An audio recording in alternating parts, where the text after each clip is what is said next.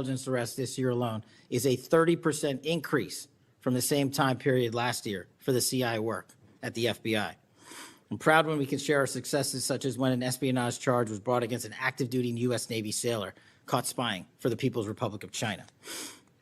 But I want the American people to know the FBI is protecting the homeland from foreign adversaries in a way that will never make the news, and a lot of the good work that they do will never be able to discuss in this setting. We're working on cyber threats. We're attacking malware infrastructure, going after ransomware attackers, delivering a new partnership with the private public sector engagements we've taken with the companies who are attacked by these foreign adversaries and nation-state actors and individual enterprise rings from around the world. We are combating Salt Typhoon, Vault Typhoon, Flax Typhoon, and so many other ransomware and cyber threats this nation faces.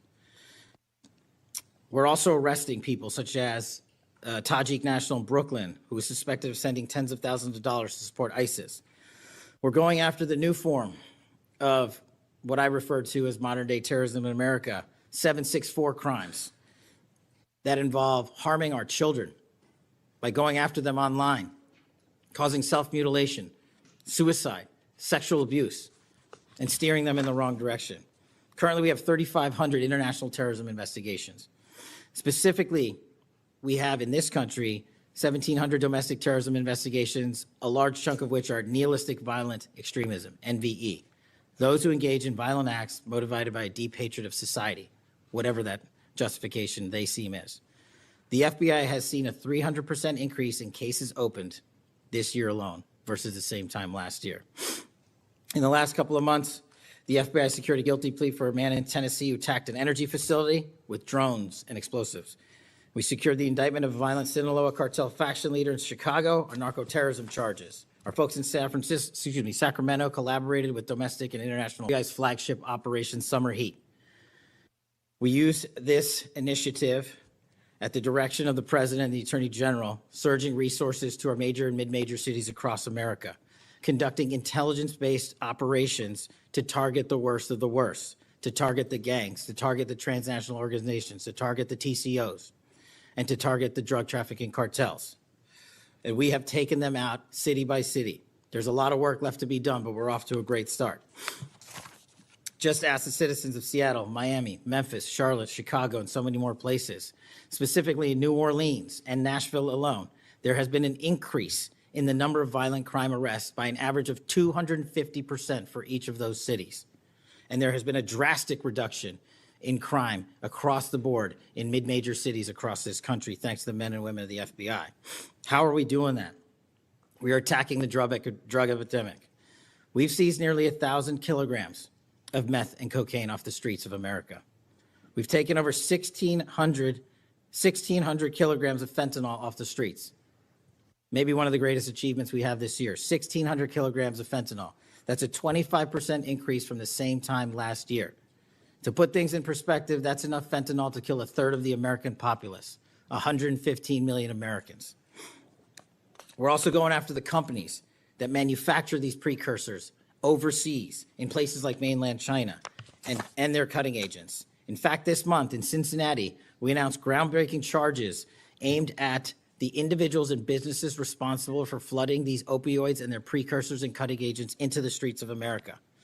And for the first time that I can remember, we are charging these businesses and enterprises, not just in America, but in mainland China, and seizing their operational necessity to have money by seizing their cryptocurrency wallets. We're also equally important to protecting the homeland. We know we have a no-fail mission. We're committed to keeping our nation safe from terrorism, cyber attacks, and foreign adversaries. Whether stopping threats inspired by foreign terrorist organizations or lone wolf actors or sponsored by hostile nation states. This year, we've already made nearly 60 counterintelligence arrests. 60 counterintelligence arrests this year alone is a 30% increase from the same time period last year for the CI work at the FBI. I'm proud when we can share our successes, such as when an espionage charge was brought against an active-duty U.S. Navy sailor caught spying for the People's Republic of China. But I want the American people to know the FBI is protecting the homeland from foreign adversaries in a way that will never make the news, and a lot of the good work that they do will never be able to discuss in this setting. We're working on cyber threats. We're attacking malware infrastructure, going after ransomware attackers, delivering a new partnership with the private public sector engagements we've taken with the companies who are attacked by these foreign adversaries and nation state actors and individual enterprise rings from around the world. We are combating Salt Typhoon, Vault Typhoon, Flax Typhoon, and so many other ransomware and cyber threats this nation faces. We're also arresting people such as Tajik national in Brooklyn, who is suspected of sending tens of thousands of dollars to support ISIS. We're going after the new form of what I refer to as modern day terrorism in America, 764 crimes that involve harming our children by going after them online, causing self-mutilation, suicide, sexual abuse, and steering them in the wrong direction. Currently, we have 3,500 international terrorism investigations. Specifically, we have in this country 1,700 domestic terrorism investigations, a large chunk of which are nihilistic violent extremism, NVE. Those who engage in violent acts motivated by a deep hatred of society, whatever that justification they seem is. The FBI has seen a 300% increase in cases opened this year alone versus the same time last year. In the last couple of months, the FBI secured a guilty plea for a man in Tennessee who attacked an energy facility with drones and explosives. We secured the indictment of a violent Sinaloa cartel faction leader in Chicago on narco-terrorism charges. Our folks in Sacramento collaborated with domestic and international partners to secure a guilty plea for a leader of a transnational terrorist organization who solicited the murder of federal officials. But the Bureau's job is not done. I'm committed to this transparency. Mr. Chairman, you alluded to our work with Congress. To date, in the 7 months that I've been FBI director, we have produced 33,000 pages to the United States Congress, 33,000 pages. Just to put that in perspective, my predecessor in his 7-year term issued 13,000 pages to Congress, and his predecessor in his 4-year term issued 3,000 pages to Congress. I've issued 33,000 pages in 7 months, and we're going to keep going. I'm dedicated to restoring the trust that the public has and needs in the integrity at the FBI, and it's being done every day by the men and women of the FBI. Now, I know that there's a lot of talk about Epstein, and I'm here to testify that the original sin in the Epstein case was the way it was initially brought by Mr. Acosta back in 2006. The original case involved a very limited search warrant or set of search warrants and didn't take as much investigatory material it should have seized. If I were the FBI director then, it wouldn't have happened. The search warrants were limited to small time periods to include 2002 to 2005 and 1997 to 2001. Mr. Acosta allowed Epstein to enter in 2008 to a plea and non-prosecution agreement, which then the courts issued mandates and protective orders legally prohibiting anyone from ever seeing that material ever again without the permission of the court. The non-prosecution agreements also barred future prosecutions for those involved at that time of those individuals. Still, this administration at the direction of President Trump has done more to turn over all the credible information we are legally able to do so, and we will continue to work with Congress to achieve that end. Under the direction of the President, thank you for your support for our mission to working to jointly deliver transparency and congressional oversight to the United States. Lastly, I want to close with the President's initiative here in Washington, D.C. as an example of what we're doing around the country. And I think our next city is Memphis. 21,000 arrests in D.C. with our federal partners, a huge decrease in violent crime, 60% decrease in gun crimes in Washington, D.C. in the last month, 74% decrease in carjackings in Washington, D.C. in the last month, 53% decrease in homicides in Washington, D.C. in the last month. The drugs are disappearing, people are freely walking around the states, and we're restoring the nation's capital to its glory. That work is through the interagency process that the FBI is proud to be a part of, and the initiative spearheaded by President Trump and the Attorney General. And perhaps most notably for investigations in Washington itself, it was the intelligence that the FBI gathered through our source network here in D.C. that helped us identify the suspects in the horrific murder of the D.C. intern Eric Tarpinian. We're proud to be a part of that investigation. We're proud to put the resources to bear of the FBI. And in closing, Mr. Chairman and members of the committee and Ranking Member Durbin, I'm honored to be the 9th director of the FBI. I'm not going anywhere. If you want to criticize my 16 years of service, please bring it on. Over to you.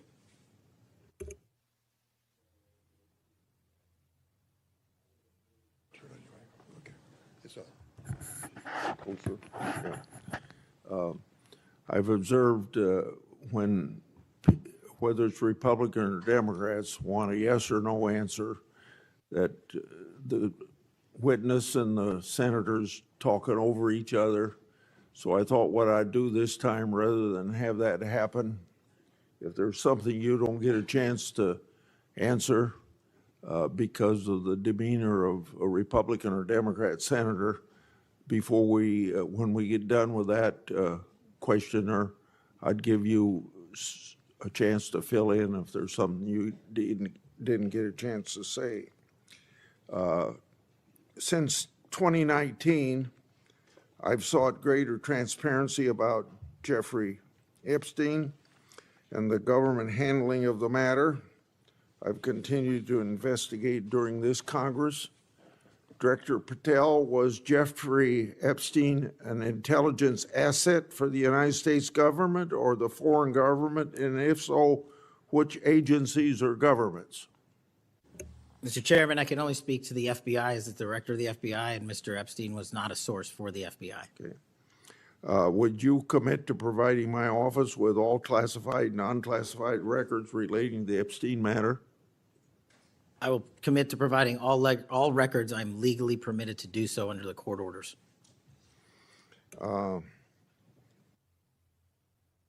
It seems to me that I accept your answer to my question, but the broader intelligence community ought to answer these questions as well. Victims deserve an answer. Regarding the initial FBI 1023 document that I made public last Congress, that document mentioned 1, text messages, 2, audio recordings, and 3, financial records that allegedly proved a bribery scheme with the Biden family and foreign interests. Regarding those records, did the Ray FBI make any effort to determine whether they existed? Did the Ray FBI make any effort to obtain those records? Not to my knowledge, Mr. Chairman. Since this matter hasn't been fully investigated, the FBI has an obligation to the public to do exactly that and figure out why it wasn't investigated. Next question. I've done a lot of oversight relating to sexual misconduct by the FBI agents. In fact, I believe this is something I discussed with Ray, one of his appearances before this committee. According to the FBI Inspection Division, it opened nearly 300 investigations based on sexual misconduct referrals between 2017 and 2024. According to whistleblowers, the Biden-Ray FBI totally dropped the ball on this question. One credible accusation of sexual misconduct is too many, of course. Are you committed to reviewing the Bureau's policies to ensure responsible responses to credible allegations of misconduct, that they're swift and adequately protect victims? Yes, Mr. Chairman. Relating to a similar subject, during child crimes and sexual misconduct related investigations, are any private sector companies less than cooperative with you? What improvements in information sharing need to be made to catch those criminals? Mr. Chairman, we can always do better with their private sector companies. I've reached out to the leaders of most of them, asking them to provide more material so that we can be responsive and take legal action and protect the youth of this country. I'm happy to discuss, possible legislation that we can do to allow for these companies to continue. Yeah. Say maybe 1 inch up on the microphone. Sorry. I think you're close enough, but I think it's just a little bit lower. When you raise your head, it's difficult to hear. Director Patel, since 2021, I've raised concerns about the Biden administration failure to properly vet Afghan evacuees. Director Gabbard informed my office that as of August 2022, approximately 1,600 evacuees located in the United States had ties to terrorism and other derogatory information. That's why I and many others have opposed bills giving blanket approval Are you aware of what steps your predecessor took to investigate these evacuees? And what steps have you taken to investigate them? And what, if any, national security concerns still exist? Mr. Chairman, I can't speak to the steps my predecessor took, but I will make sure we do a sweeping review and get back to you on that. As far as the Afghan refugees and evacuees, as during my tenure, we are going through the databases to make sure that no known or suspected terrorists enter this country to harm our nation. And also, as my resolve as FBI director, one of the first acts we undertook was a manhunt of one of the Abbey Gate bombers and leaders in that crime spree that killed 13 brave Americans. And within 2 weeks, we caught one of the leaders of the Abbey Gate bomber and brought him to justice here in 2 weeks from Pakistan. And so my commitment to you on Afghanistan in all matters is complete and without border. Yeah. Through my and other investigations, we found that the Biden administration lost thousands of undocumented children. We never heard a peep from senators wanting to help find them, even after I invited them to do so.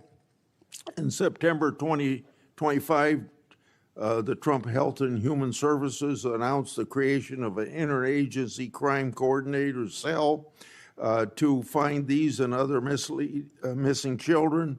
That interagency group reportedly includes your agency.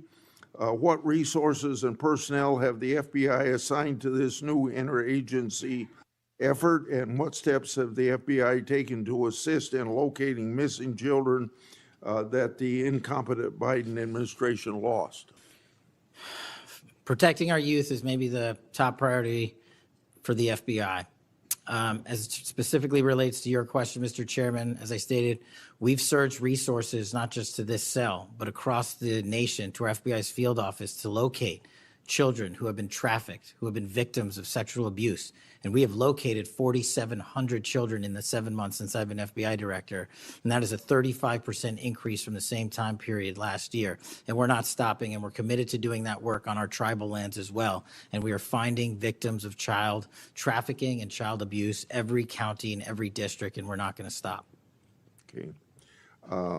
As I mentioned during my opening, I'm releasing documents with Senator Johnson about Arctic frost. Specifically, the documents show its scope expanded to include 92 Republican organizations. From evidence that I've seen, it looks to me like another political hit job against Republicans. What steps has the FBI taken to make sure improperly predicated investigations and weaponizations like this don't happen again?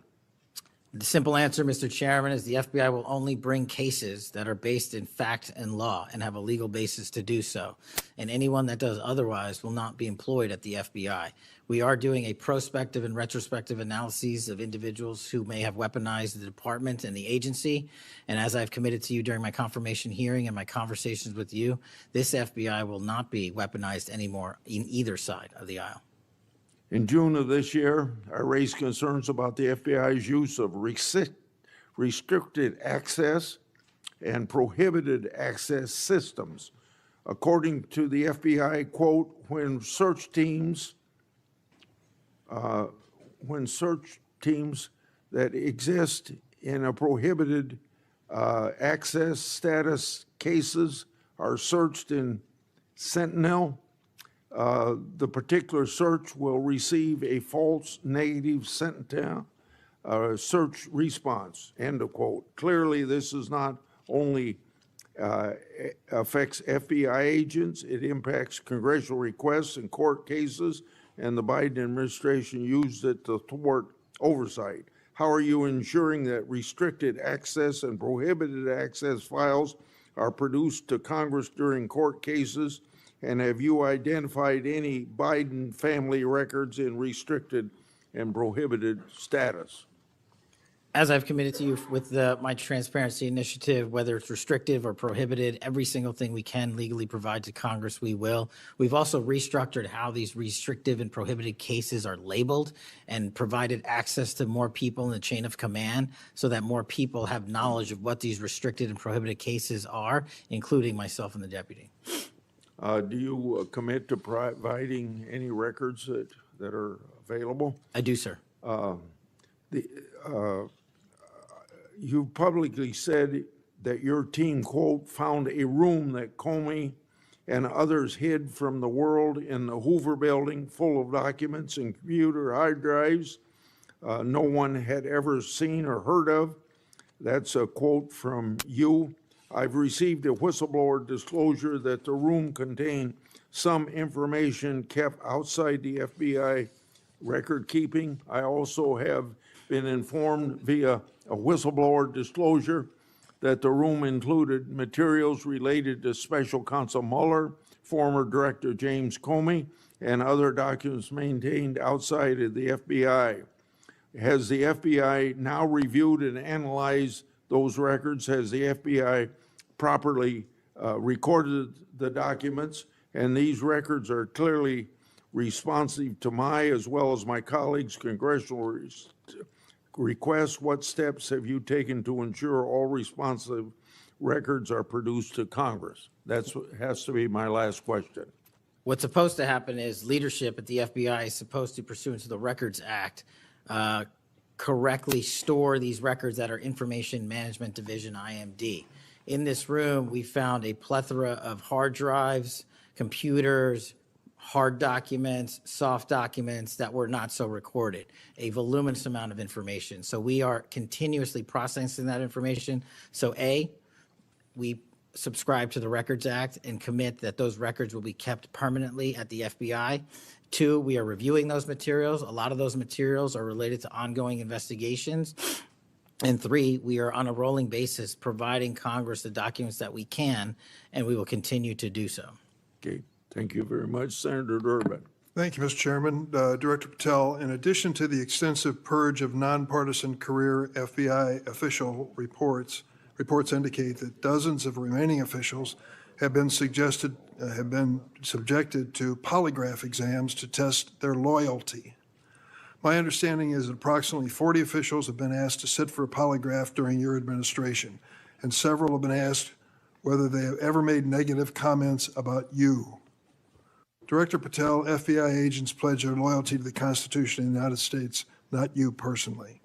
What is the basis for requiring polygraph exams of your workforce and asking them if they've made negative comments about you? I don't know what reports you're referring to, Ranking Member, and I reject any reporting that has false information in it, so I'm not going to respond to that. As far as polygraphs go, generally they are always and always have been utilized at the FBI to track down those that leak sensitive information and have unauthorized disclosures to the media, and we will continue to use them to ensure the integrity of the FBI. Did any individual on your senior executive team, the director's advisory team, or who serve in the positions on the 7th floor receive disqualifying alerts on their polygraphs? Senator, I'm not going to get into the personnel discussions that were had on a polygraph. Those are private discussions, and many of them relate to ongoing investigations. Did you or Attorney General Bondi provide any individual with a waiver so they could remain employed after they received disqualifying alerts on their polygraphs? I'll have to get back to you. You don't remember that? No, sir. My priority is protecting the American public, not getting into the weeds of polygraphs. And to have a decent memory when you come before a committee. I'm happy to talk about all the good work the men and women of the FBI are doing, including provided the lowest crime rate in American history. If you want to talk about how to protect the citizens, Chicago has seen a 30% reduction in its murder rate because of the men and women of the FBI. You take credit for that? I'll happily do that. You The take interagency partners and the men and women of the Chicago PD have never been more Include powerful. local law enforcement, please. Have you ever seen my testimony across this country where I always lead with our interagency partnerships with state and local law enforcement? It is the pillar of what I am doing. And on the 7th floor, for the first time in FBI history, I have installed police officers and sheriffs right on my 7th floor to report to us every day what's going around the country on the street level, because that is a priority of the FBI and is the only way we are going to work. I don't take credit for anything, but I will defend the men and women of the FBI and the cops that help us get it done. You should.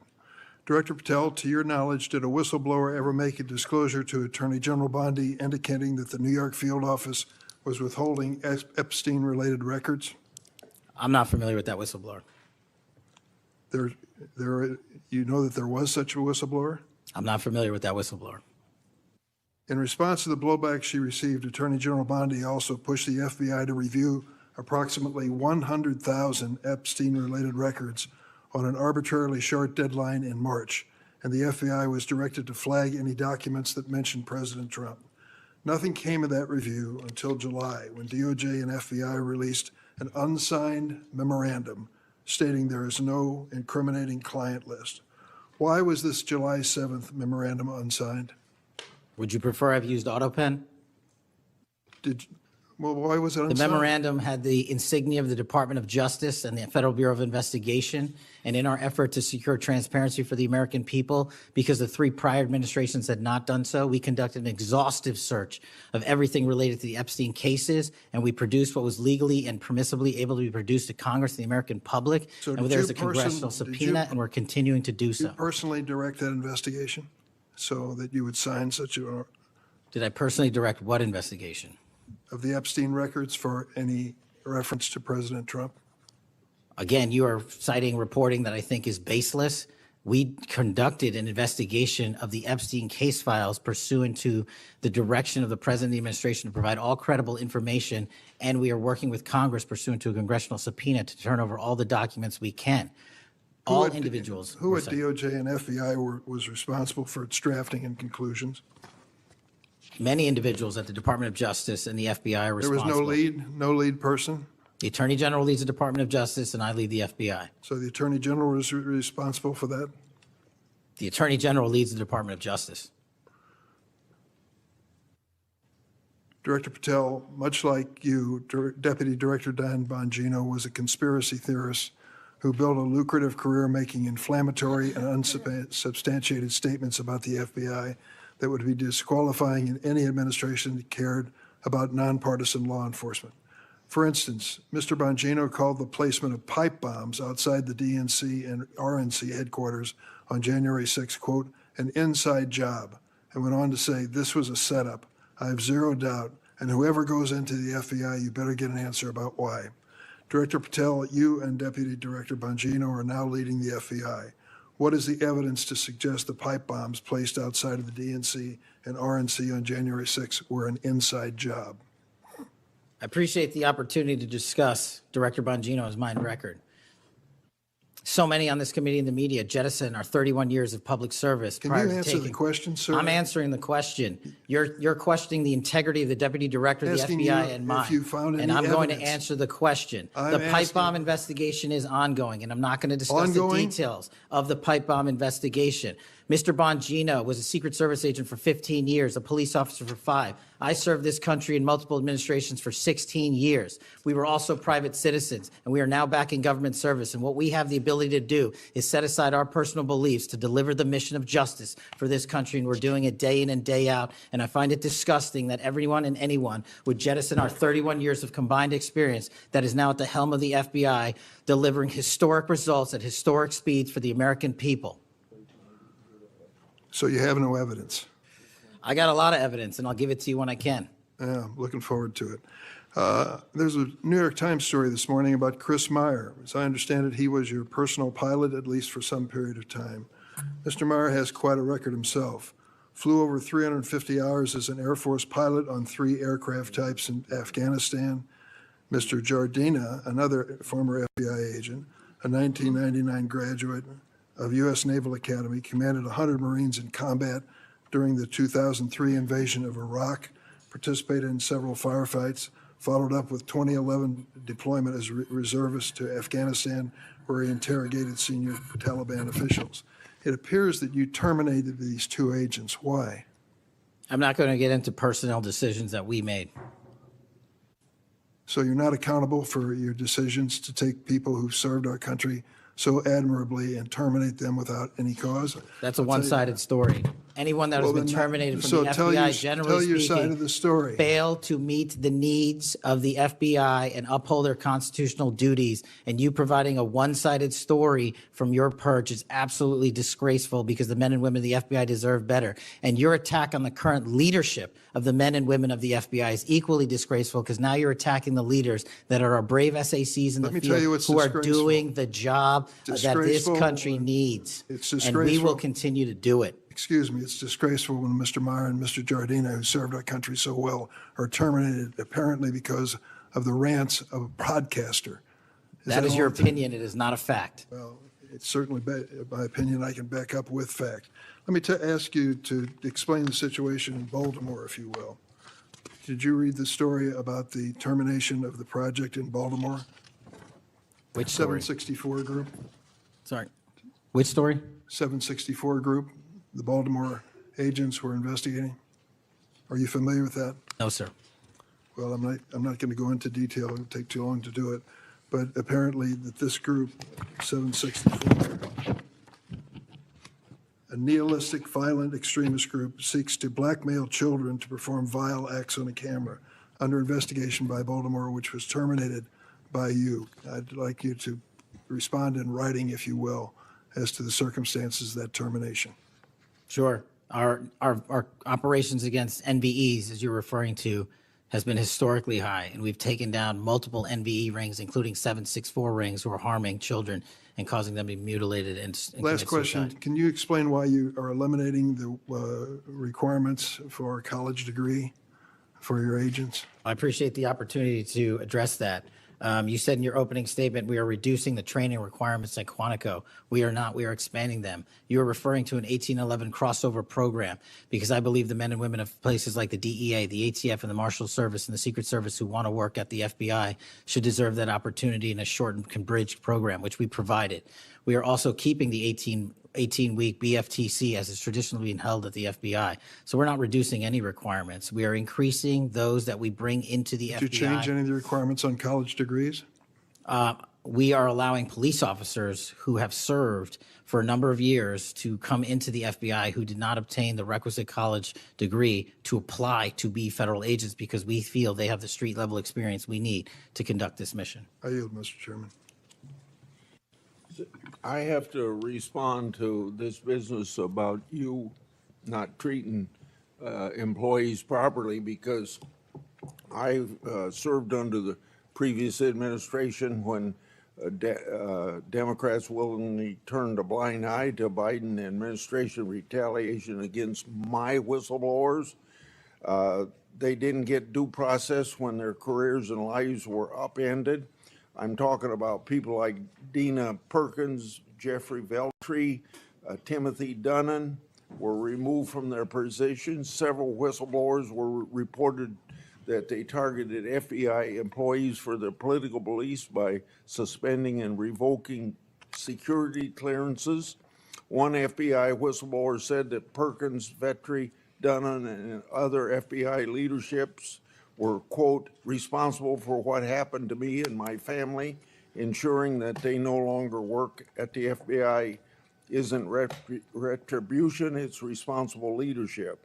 Another whistleblower that is a registered Democrat said they spoke out against abuses in security clearances processes committed by FBI senior leaders, particularly Veltri and Perkins. Then Perkins and Dunnan suspended their security clearances and put them in unpaid leave. I'm going to put some more examples like this in the record so I don't take up a lot of time for my colleagues. Senator Graham. Thanks, Senator Graham. Welcome to the committee. The numbers sort of speak for themselves. You've done a lot in a small period of time. So all those folks out there making this happen, thank them for me. Well, sir. As to how to be an FBI agent, you've made a decision that local law enforcement folks, people who've served in law enforcement without a college degree are able to apply now. Is that correct? Yes, sir. Makes sense to me. So experience out in the field might be as valuable as a college degree, believe it or not. Venezuela. We're blowing boats out of the water in the Caribbean because they're connected to international narco-terrorist groups. Is that correct? Yes, that mission is being led by the Department of Defense, sir. Okay. What legal authority do we have to do that? Sir, I would defer the questions on legal authority to the Attorney General and the department. Fair enough. Do you believe that Maduro runs a narco-terrorism state in Venezuela based on? I believe based on the intelligence and prosecutions and investigations, we are currently running a large portion of the cocaine that exits out of South America. Its origination point is in Venezuela, and using transshipment points through Haiti, they're using the navigable waterways in the Caribbean to the end state delivery, which is the United States of America. And we will hunt down every single one of those narco traffickers with the authorities. There's some actual indictments of Maduro as an individual for being involved in that. Is that correct? Senator, I think you're referring to the DEA indictment on that one. Right. So I guess the point is, would it be fair to say that Venezuela is a good candidate to be labeled as a state sponsor of terrorism under U.S. law?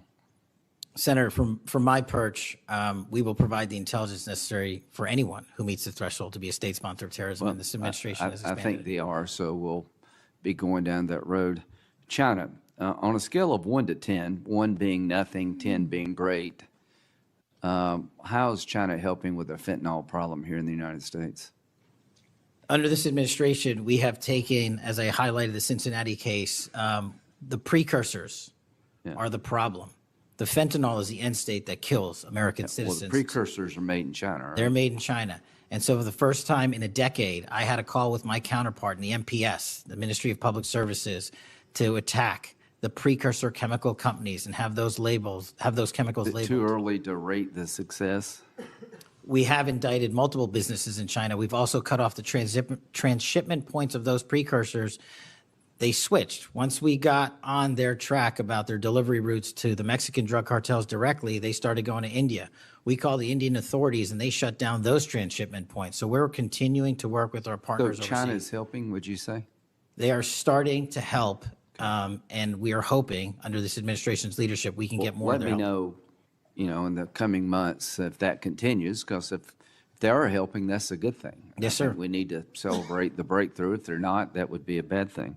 So after the assassination of Charlie Kirk, there seems to be one refrain from everybody, and that's about the effect of social media. Do you believe that social media is one of the instruments radicalizing America and inciting violence? Well, it's not. My belief is based on the data, and the data shows that social media is wildly out of control when it comes to You're radicalizing. dead right. So what did you just say? This guy's the FBI director. He says that social media is wildly out of control. Now, free speech, we all agree with that, but you can't yell fire in the theater, right? Yes, sir. Free speech doesn't allow you to go online and groom a child for sexual. No, it does not. Okay, free speech doesn't allow you to go on the internet and basically incite somebody to kill another person, right? Absolutely not. So if it's illegal offline, it should be illegal online. Agreed? Whatever the law is. Yes, sir. We Just had- because you're online doesn't give you a get out of jail free card. No, sir. So if a parent is worried about a child being bullied on a website, what rights do they have under U.S. law? We have to balance the rights, as you said, Senator, of free speech versus those that encroach Is there upon any violence. law that can shut down one of these sites for bullying children or allowing sexual predators on the site? We are able to attack certain sites on the dark web. When it comes to the open internet infrastructure system, we have to reach a threshold to attack a company's position that only subscribes to violence. Can the parents sue that company? They can. They can? They can sue not the social media companies. That's what I'm talking about. They can sue the companies. No, I'm talking about the social media company that gives lives to this behavior. No, you're referring to Section 230, sir. Would you advocate a sunsetting of Section 230 to bring more liability to the companies who send this stuff out? I've advocated for that for years. All right. We need to do this, folks. These companies are taking content that it makes you sick, that could get you killed, get you poisoned, and there's nothing we can do about it under our law. A person can do about it because of Section 230. So if your child is being sexually groomed online or bullied online, and you go to the social media company and ask them to take it down, they refuse, you have like zero rights. How many images of sexually exploited children are purveyed every year on social media sites? The number is astronomical. And Senator, if I can just add one step to that analysis. Please. It's not just what's on social media that is quote unquote real.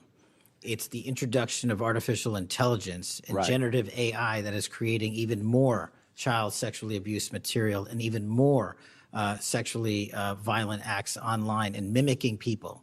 Would you say that the way social media is structured today, really no accountability, 36 million images in 2023 of sexually exploited children, that this is a public health hazard? It is. Would you say that it's a mental health problem, particularly for younger people? It absolutely is. Do you agree that some of these sites are designed to be addictive? I think not only are some of these sites designed to be addictive, unfortunately, the reality is some of these sites are designed to generate income, and many people are generating income based on this illegal trade. Do you think it's now time for America to deal with this problem? I'm all in. I have been all in, and I'm happy to work with Congress to do so. Well, I tell you what, having the FBI director all in is great news for me, and I hope the committee will respond and that we'll be all in, trying to fix a problem that I think is doing a lot of damage to our country. When it comes to John Bolton, was there new evidence involved in the raid on his home? Sir, that investigation is very much ongoing. As you know, there was a raid of his house pursuant to a legal Was there a search warrant obtained to go in? Absolutely, sir. Okay. All right. We're looking to have that search warrant unsealed at Okay. the Yeah, appropriate I time. think that would be good, quite frankly. In December 2023, Director Wray said he sees blinking lights everywhere regarding to foreign terrorist threats against our homeland. How would you characterize the state of threats to our homeland by foreign terrorist groups? Foreign terrorist organizations have adapted and started utilizing online platforms, and so has the FBI. And so while they are adapting and expanding how they harm our country, we have as well. They have not stopped. There's been a resurgence in places like West Africa and elsewhere of foreign terrorist organizations, and also the newly emboldened drug trafficking organizations in Mexico. It's going to take a whole of government approach to get. Does Hezbollah fall within that group? Yes, sir. So Hezbollah is involved in not only terrorism, but narco-terrorism? Yes, sir. So do you consider Hezbollah a threat to the United States? Absolutely. All right, finally, do you have enough people Sorry. to do all this? Do you need more people? You're involved in a lot of things, and the numbers speak for themselves. You have FBI agents helping here in Washington, D.C. You have FBI agents helping in illegal immigration. That's good. You've got a chance here to tell us if you need more people. Seems to me that threat level of this country is pretty high right now. You got thousands of domestic terrorism cases. How many are being investigated? I think 3,500 off the top of my head. 3,500, okay. Anyway, it seems your plate's pretty full. I would urge you to get with your people, and if you think you need more people, now's the time to do it. It would be a shame to miss an opportunity to plus up the FBI if the threats justified it. Will you look? I will look, sir. Okay, but are you comfortable you have enough people right now? Right now, I'm comfortable with the reallocation of agents and personnel outside of Washington, D.C. and plussing up states like South Carolina in double-digit numbers, and I'll get back with my team on this one. Thank you for your service. Senator Whitehouse. Boy, is my timing good. It is very good. Director Patel, welcome. Thank you, sir. When you were here for your confirmation, we talked about your so-called enemies list. It appears to me that there have been adverse actions of various kinds taken against about 20 of the 60 people on your enemies list. You've been in office for 7 months. At that rate, you've got 14 months until you've hit all 60. Can you explain that? Again, That is an entirely inaccurate presupposition. I do not have an enemies list. You can continue to characterize it as you wish. The only actions we take, generally speaking, for personnel at the FBI are ones based on merit and qualification and your ability to uphold your constitutional duty. You fall short, you don't work there anymore. Well, there was a list. You don't like it to be called an enemies list, and it had about 60 names, and about 20 have had an adverse action. So those are, I think, pretty clear facts. Let me move on to your grand jury testimony, which we also talked about when you were here. I think you indicated that you understood that a witness in the grand jury is free to discuss afterwards whatever they told the grand jury. And you then went on to suggest, saying, I can't go into court orders granted by the DC District Chief Judge, and you want me to violate a court order. In those remarks, you fairly plainly suggested that there was a court order of some kind that somehow restricted or limited your ability to discuss your own testimony to that grand jury. Since then, that chief judge that you mentioned, Judge Boasberg, has written, and I'm quoting him here, Federal Rule of Criminal Procedure 6E allows witnesses like Patel to divulge the contents of their testimony, meaning that nothing was preventing him from doing so before the committee. Can we confirm here today that there is no court order of any kind that limits your ability as a witness before the grand jury to discuss your own testimony to that grand jury? We can confirm that pursuant to my action, that grand jury testimony has been released, the transcript.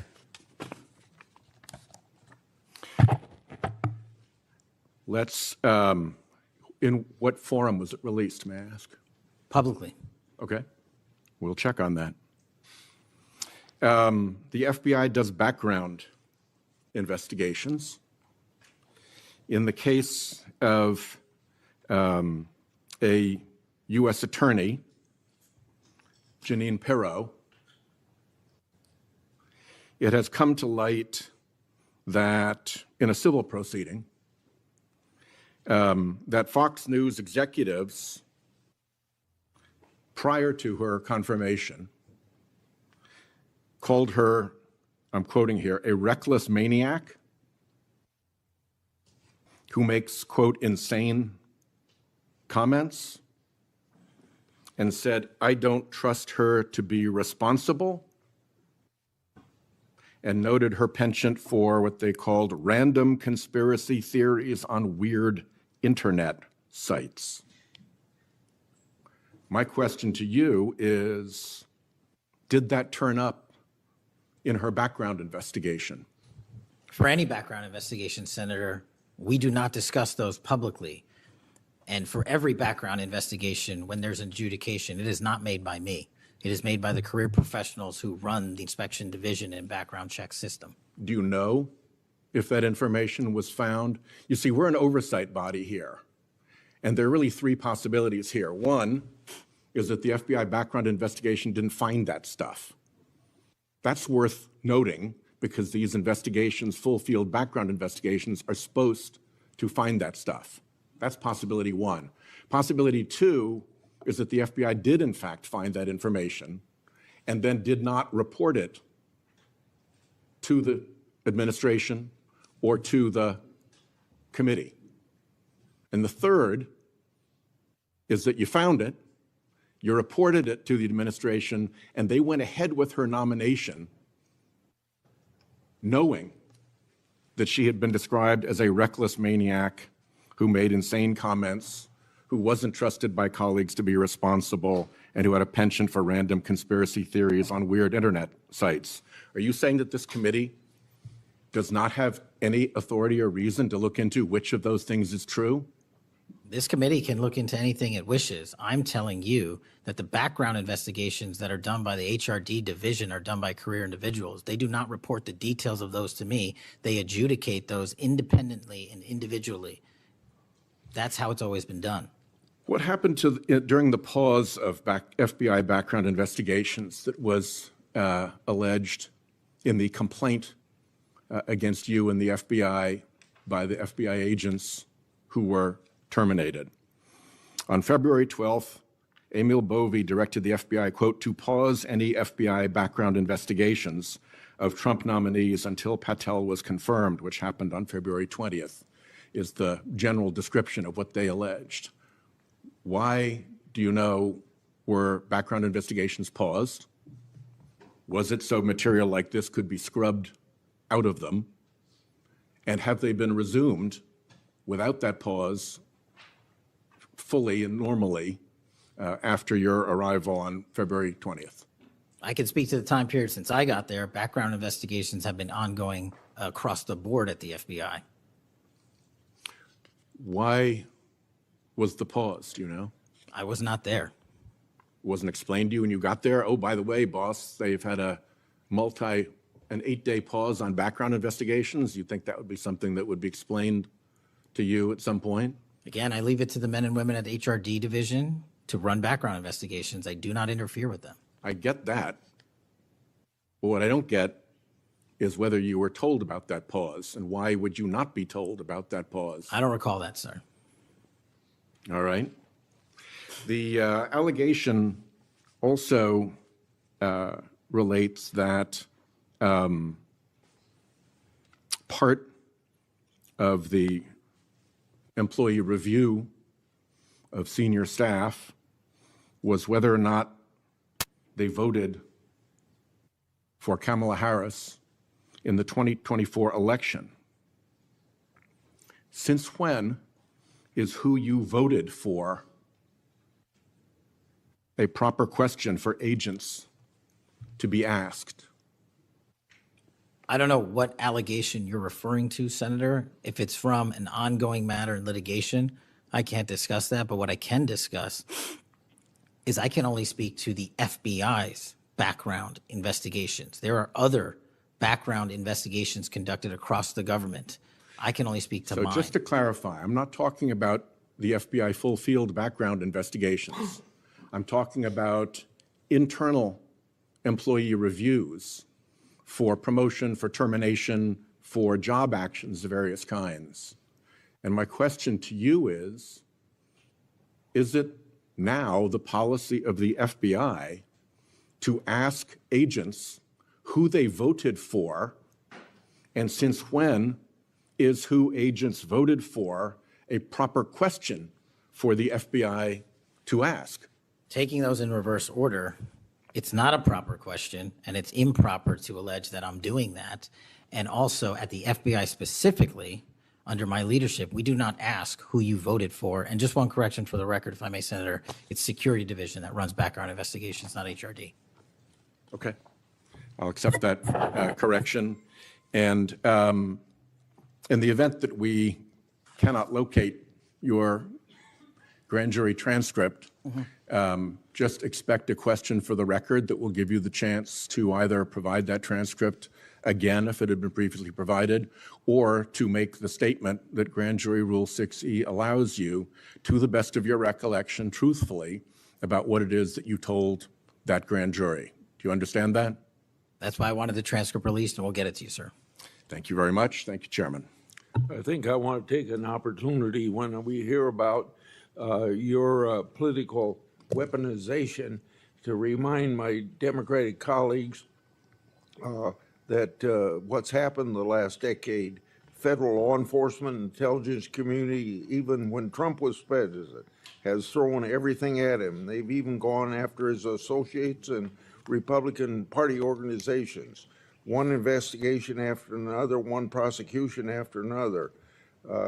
I use examples you've heard me already say today: Crossfire Hurricane and Arctic Frost.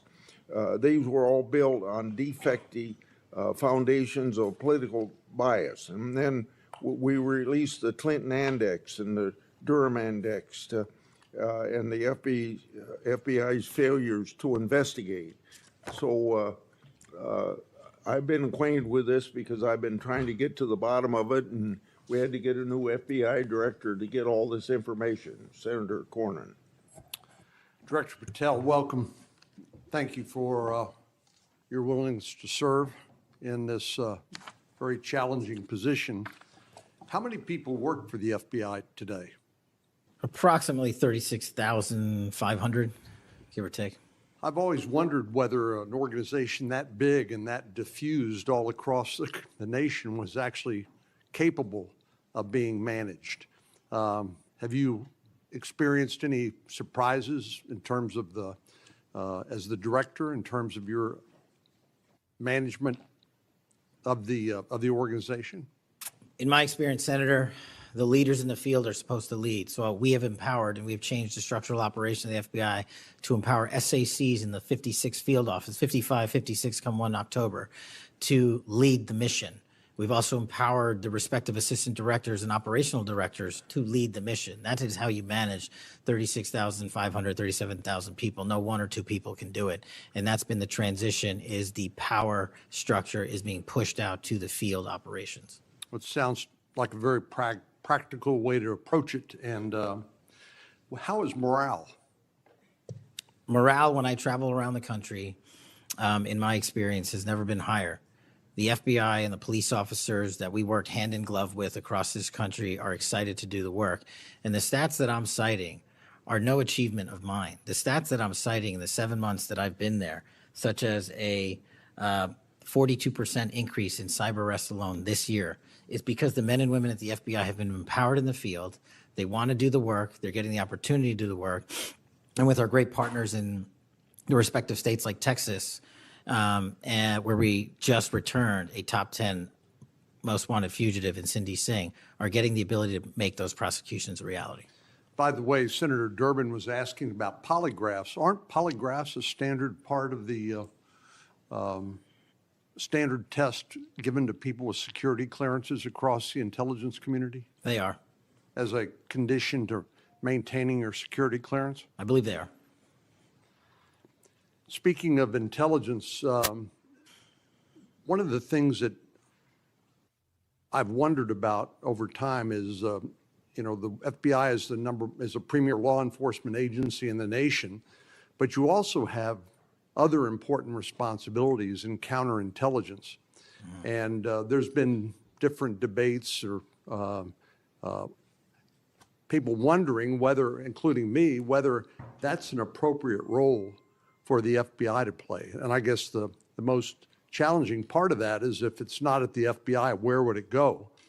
But can you, given your background, I know as working on the HIPSI and your intelligence background, can you talk a little bit about what you think about the counterintelligence role of the FBI agents and how that's working, whether you think it's performing the way it should, or whether there are other changes or reforms need to be made in order to improve its functioning? As you know, the threats from our adversary nations are just proliferating every day.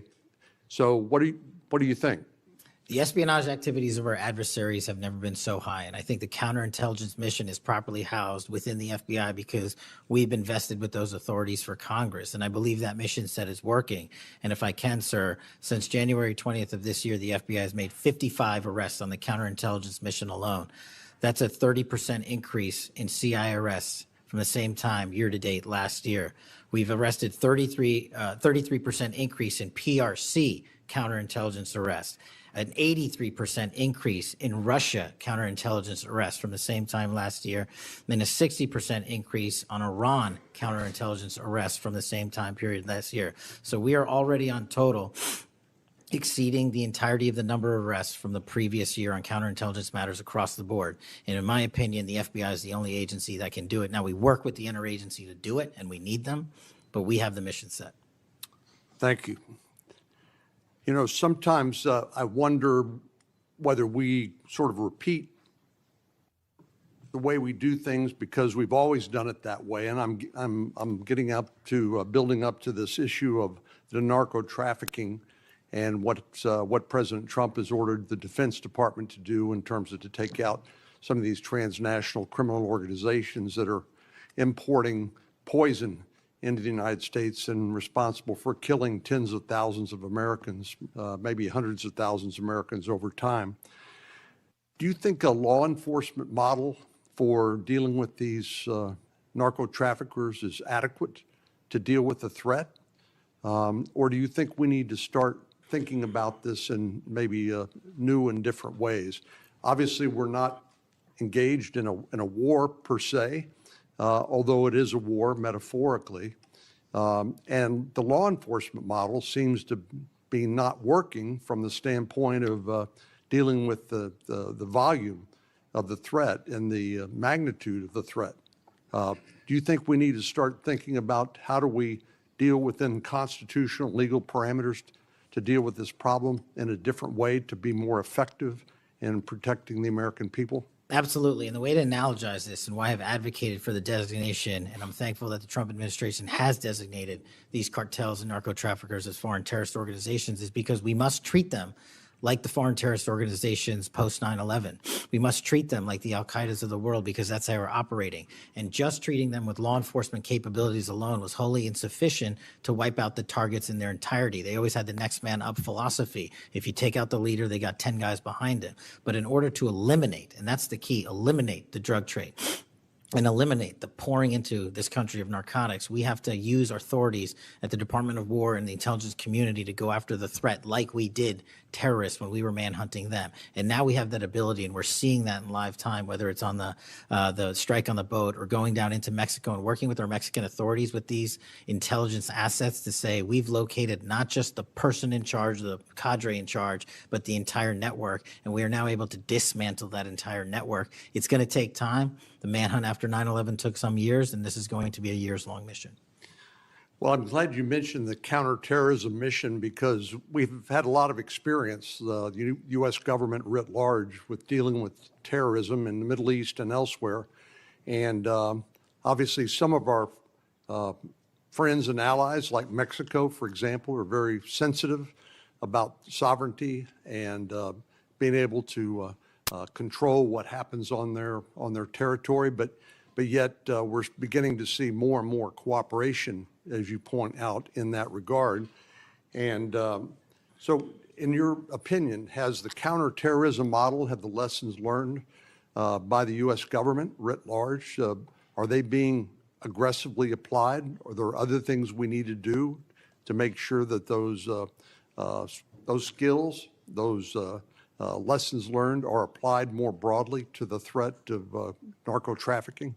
I can only speak to the FBI. We are applying all of them to our the CT mission set to the CN mission set, and we're using the new authorities given to our intelligence community partners in the Department of War to combine these collective efforts and in a new way, meeting together and creating an interagency process that gets after the threat dynamic. And whether that's a kill operation, a capture operation, a surrender operation, or a host nation takedown, like we did with the counterterrorism mission sets in Afghanistan, in Iraq, in Pakistan, and elsewhere, we are applying that to the drug traffickers in Mexico and Venezuela and Colombia. Thank you very much. Thank you, Mr. Chair. We have seen too much political violence in this country. We all know that. Just last week, your friend Charlie Kirk was gunned down on a college campus. I'm sorry for your loss. In Minnesota, only 2 months ago, a madman took the life of my friends, Melissa and Mark Hortman, shot Senator John Hoffman and his wife Yvette a combined 17 times. And evidence indicates that he would have killed a lot more if law enforcement hadn't intervened. Just last month in my state, we were again shook to the core when little kids were shot down through stained glass windows in Annunciation Catholic Church in Minneapolis. And while the victims weren't politicians in this case, they were 6-year-olds and 8-year-olds, the manifesto that the shooter left behind was political. But in the words of your own federal law enforcement, this person was an all-purpose hater. Went after blacks, Hispanics, the president, Muslims, Jews, nearly everyone. And this happened during the first Mass of the year for these kids. They were excited to see their friends, meet their new teachers, and 2 children, 8-year-old Fletcher Merkel, 10-year-old Harper Moisky, were murdered. 21 other people injured, some of the kids, 18 kids, severely. Fletcher was just starting 3rd grade. He loved his family, his friends. He loved fishing and cooking, in his dad's words, any sport he was allowed to play. Harper, the other child, we celebrated her life this Sunday, thousands of people. Her parents described her as bright, joyful, and a deeply loved 10-year-old whose laughter, kindness, and spirit touched everyone that she knew. We've heard the words of young children who were saved because 12-year-olds laid on top of them, or a kid with disabilities who was paralyzed, whose teacher pulled him out of the wheelchair, threw him under the pew, and laid on top of him. We do thank the local FBI director and the local U.S. Attorney's Office for their work in both of these cases, the Hortman case and this. But I did want to focus on one local law enforcement moment that I'm not sure has made with all the news going on in Minnesota. When the first 911 call, and you've heard about other places where this waited and waited, the first 911 call was made at 8:27 a.m. The first officer was on the scene just 4 minutes later, local Minneapolis police, at 8:31 a.m. The Chief O'Hara, shared with me the actual numbers. Listen to this.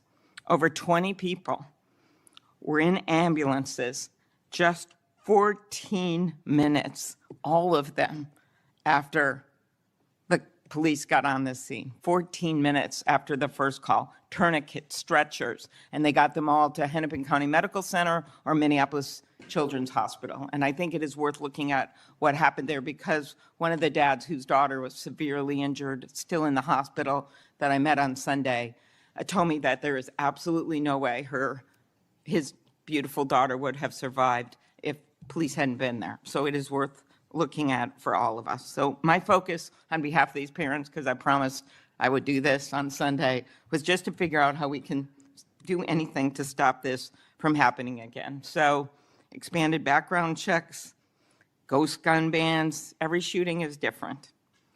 Raising the minimum age to purchase an assault weapon, even if we're not going to ban them. I favor banning them, but that's one idea that's out there when so many of these shootings are people who are 18, 19, 20, 21.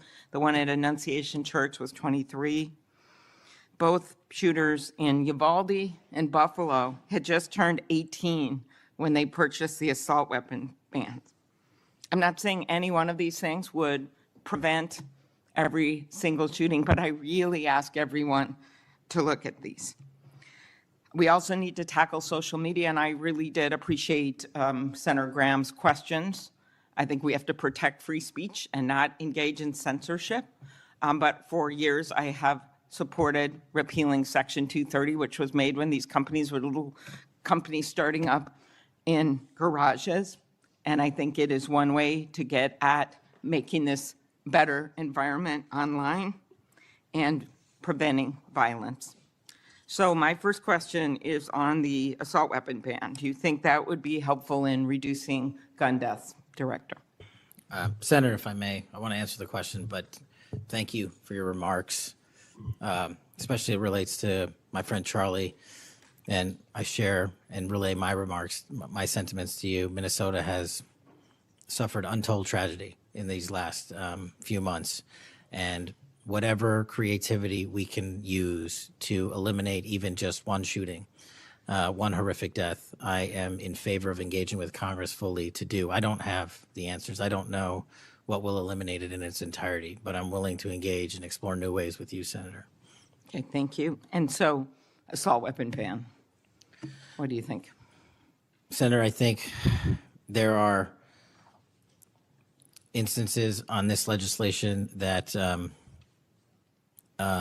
could prevent future attacks, but I'm not going to weigh into the creation of legislation. Could you also look at, and I favor just assault weapon ban, not getting these guns in the hands of people that shouldn't have them, but could you look at the numbers on the ages? Yes. Because from 18, even going from 18 to 21, which wouldn't have prevented the shooter in Annunciation Church from purchasing that gun. He purchased several the same day. Over 100 rounds were fired from the assault weapon through the stained glass windows. So if you went up to 25, it would have stopped that immediate purchase and probably saved the lives of these kids. But if you go to 21, that is the same age that already applies to purchasing handguns from federally licensed dealers. So I prefer another approach, but I was hoping that our Republican colleagues would at least look at that, given Uvalde, Buffalo, and some of these other mass shootings, trying to be practical, but thinking that it could make a major difference. Strengthening background checks, could you also look at that? And then banning ghost guns and bump stocks. What do you think of that? So, Senator, you're talking to my heart here on one of the core missions at the FBI, which is our CJIS facility in Winchester, Virginia, which is our hub for our NICS checks, our NCICs, our capabilities on when we have, I think it's 19,000 state and local community law enforcement come to us for these background checks. We're trying to make that processing as fast as we can so we can get them real-time information. I think we have a 93% clearance rate in 15 minutes as it relates to ghost guns, but we can do better. All right, well, just if you could get back to me on all those and talk to the White House. Threats against elected officials have increased exponentially. Members of Congress received more than 9,000 threats last year, up from 1,600 in 2016. There's been a lot of talk about the rhetoric and the like. And if we want to move forward on things like Section 230, or even look if we can do anything on guns, I do think we're going to have to be honest about this all-purpose hater issue, and it has bothered me, this thing, we're going to go after this group, we're going to have to go after this group. I just want to, for the record, show that the murder of Speaker Hortman and her husband, it was Democratic lawmakers on his list. He went to the ones whose addresses he had, by the way. Planned Parenthood was on the list, as were businesses and law firms. Doctors. I already mentioned the ones with the Catholic Church shooting. So it is not just as the radicals on the left, what's a quote from the president, are the problems or destructive movement of left-wing extremism that Vice President Vance said. According to the Anti-Defamation League last year, all the murders were committed. And I'm not actually going to say this because I don't even want to go left-right with this, but you can imagine it wasn't from the left. Cato Institute, conservative think tank, published a study just last week that found terrorists from the right were responsible for 6 times more deaths than people from the left. I actually don't want to go tit for tat on this, but what I am asking for is that this rhetoric of blaming one side or the other stop, if you could convey that to the president, and that we actually work on things that are solutions. So could you commit to me, Mr. Patel, Director Patel, that you will do that? Absolutely, Senator. Okay, thank you. Last, you were asked about social media, and I will put some more questions on the record about that. I think we could make major movement on that. The local FBI helped when the city of St. Paul was a victim of a cyber attack, and I'm concerned about some of the cyber attack cuts. I'll ask you that on the record. AI, I'm glad you raised that. I think we have to do more, but also including election interference because they're using AI videos. I just had one happen in this very committee on me, and I just think they're going to start using it in democracy, election. They could be foreign. Do you think some of this is foreign entities, Mr. Patel? Generally speaking, we have traced a lot of this to loose groups overseas that don't have any sort of central cluster. There's going to be a lot on you then. And then last, I'll put on the record just my concern about protecting journalists. The new guidance that came out of the department. Have you deployed any FBI resources to investigate members of the media for activities related to news gathering, reporting, or reporting on government whistleblowers, something near and dear to the chairman's heart? The only time we would involve an investigation of a journalist if they've conducted or committed an allegation of separate criminal activity, most prominently leaks of classified information. Thank you. Senator Hawley. Thank you very much, Mr. Chairman. Director Patel, good to see you. Thank you for being here. You're leading the FBI at a very critical time for that agency and also a critical time for our country. And I want to start by talking to you about the tide of violence that we have seen, ideological violence against people of faith, particularly Christians. You just think here, take a rough catalog. Just in the last couple of years, we've seen shooting at the Covenant School, Christian school in Nashville. We've seen school shooting at the Annunciation School. We've seen church shootings multiply. We've seen acts of crime and violence, vandalism, arson against churches and parishes all across the country. And then, of course, last week, Charlie Kirk, who said, "I want to be remembered for my courage, for my faith," was shot on a college campus. Let me just start with the assassination of Charlie Kirk. Is the FBI, and I appreciate the tremendous work the FBI has done in this investigation, is the FBI investigating the Kirk assassination as part of this broader pattern of anti-religious, anti-Christian violence? We are investigating Charlie's assassination fully and completely and running out every lead related to any allegation of broader violence. And we're producing results on that we'll disclose when appropriate. Good. I'm glad to hear that. Let me just ask you a few questions about that, if I could. Sure. Reports have suggested that the FBI is investigating a broader network of groups that may have had some knowledge of the shooter's plans.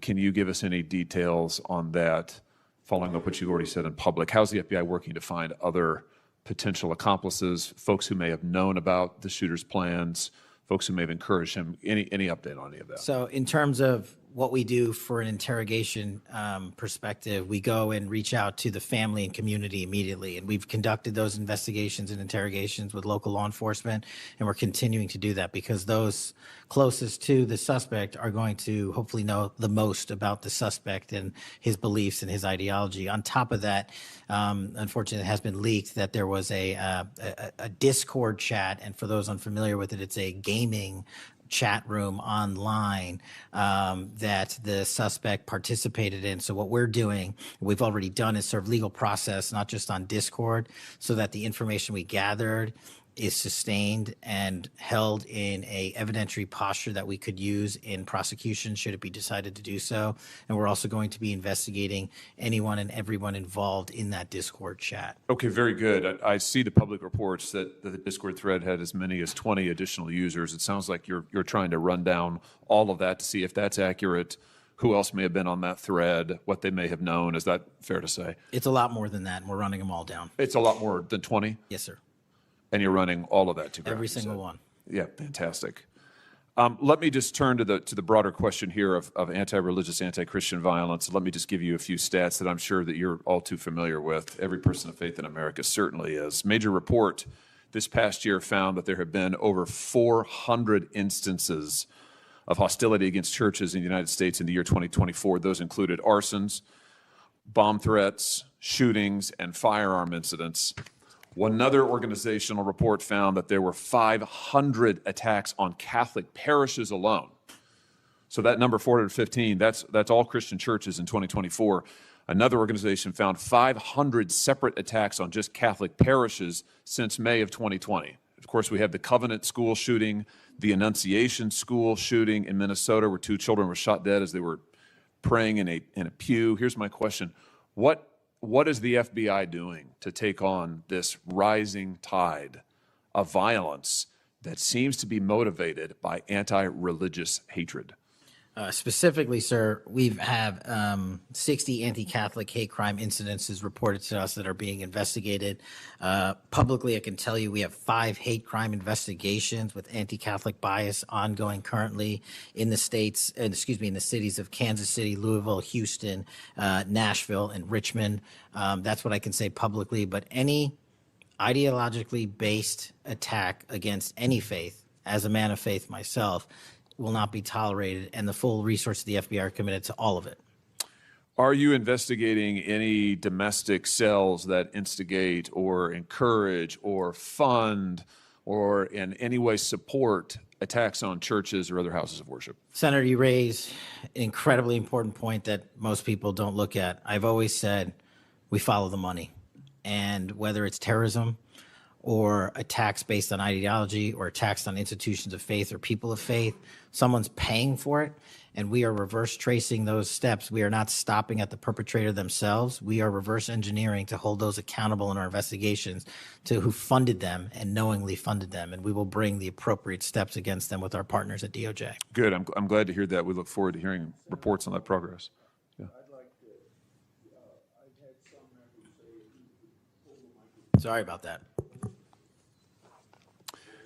Let me just ask you this in the same vein, Director. Since the Dobbs decision, the FBI has advertised $25,000 rewards for information on attacks on abortion clinics. Will the FBI similarly offer rewards for information on attacks of houses of worship? Yes, when it is appropriate, the rewards are any reward, whether it's an attack on a house of faith or on a homicide or whatever, is determined by a group within the FBI, but we will work with them to make sure that rewards of monetary value are put out for all ideologically based attacks. Good.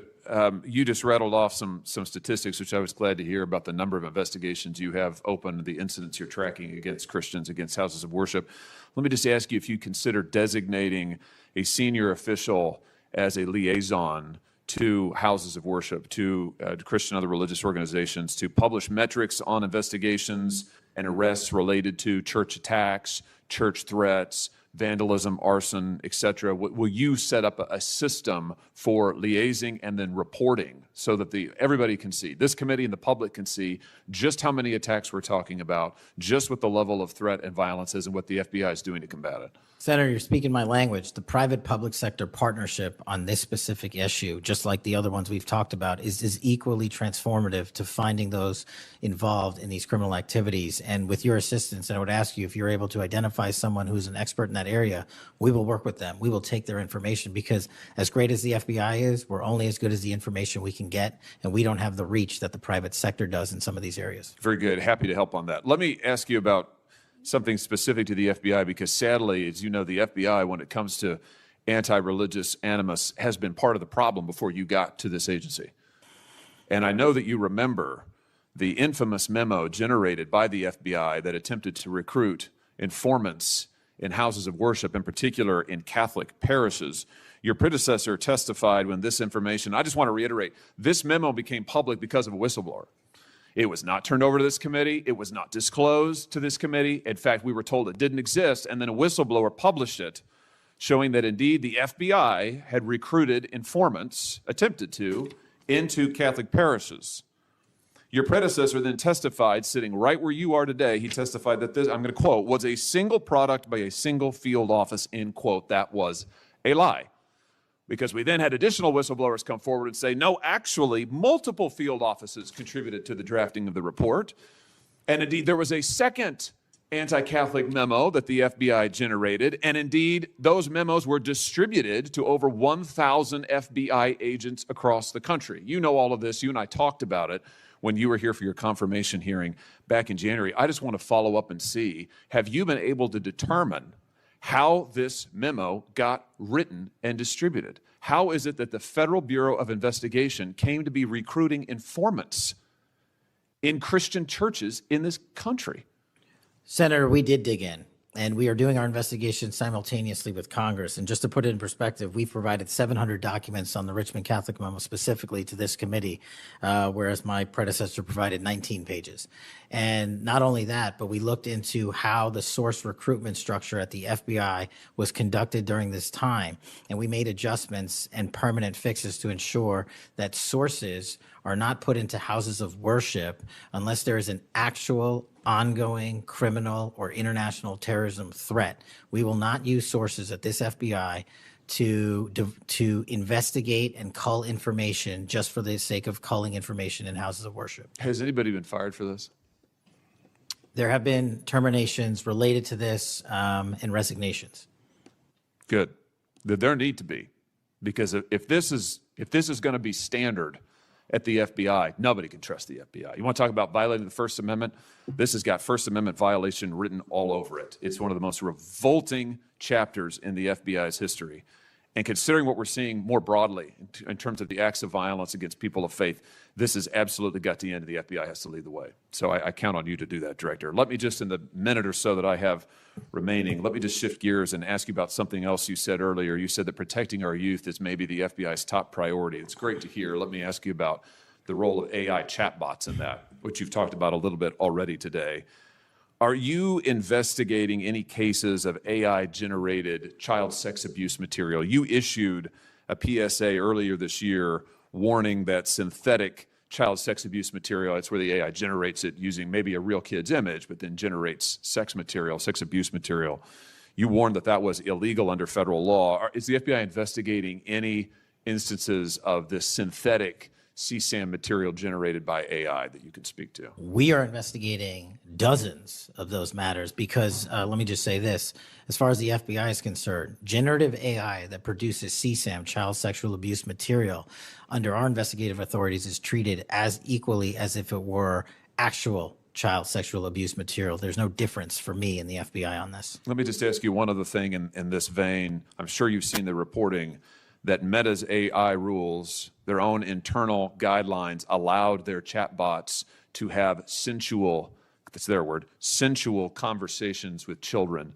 We've had instances, multiple instances of children, minors, taking their own lives at the behest of chatbots that instructed them with specificity on how to do it. What's the FBI's role here in investigating what is going on with these chatbots, with these AI companies encouraging? I mean, listen, if an actual person did that, we would say that's grooming. We would say that's child abuse. These companies are doing it. Their own guidelines allow it. What can we do about that? You're referring to NVE, nihilistic violent extremism, and the 764. It has been made a priority of the FBI because they are targeting children, and these chatbots and these generative AI are getting coupled with actual humans who are using them and releasing them because they can do the work faster and quicker than humans can and get into spaces like social media where humans have a difficulty in engaging. And what we're doing is treating any extension of generative AI as the criminal themselves. And we have, I think, I've got to get the number back to you, but over 1,000 investigations related to NVE. We've had numerous takedowns and arrests of 764 individuals. And we are educating, this may be the most important part. I'm directly engaging with the social media and media companies, the internet service providers, to find a way to shut down. There's nothing I can do at the FBI to force them to shut it down, but work with you in Congress to find a way to work with our partners to get that shut down permanently. Thank Senator you. Coons. Thank you, Chairman Grassley. Thank you, Chairman, for calling this hearing. I'm grateful we're continuing this committee's long tradition of oversight, and in particularly today, oversight of the FBI. Director Patel, thank you for being here. There's a number of issues I hope that we can speak to. I want to start by reading something you said to me during your confirmation hearing under oath. I have no interest, no desire, and will not, if confirmed, go backwards. There will be no politicization at the FBI. Then you looked me in the eyes and said there will be no retribution actions taken by the FBI should I be confirmed as director. I told you that in your office. I tell you that again today. I'm concerned that that's not what's happened, that since you took over as director, you've cleaned house or forced out senior leaders across the Bureau, in particular targeting those that worked on investigations of President Trump. The former acting director has just sued you for firing him for political reasons. So did a leader in the D.C. field office. And the well-respected leader of the Salt Lake City office was pushed out last month, leaving that office shorthanded at a particularly difficult time.